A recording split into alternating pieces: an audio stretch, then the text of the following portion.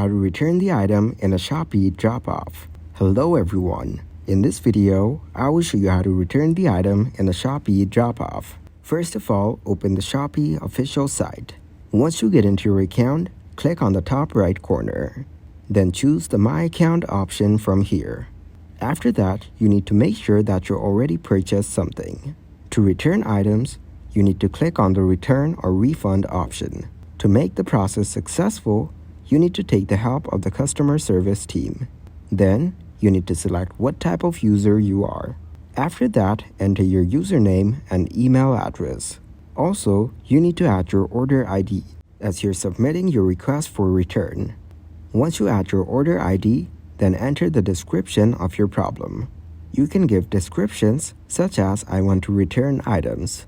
When you're done, click to submit your request. Thank you guys for watching this video. Hope you got some value. Make sure to like the video and subscribe to the channel to get notified of new videos. See you in the next one.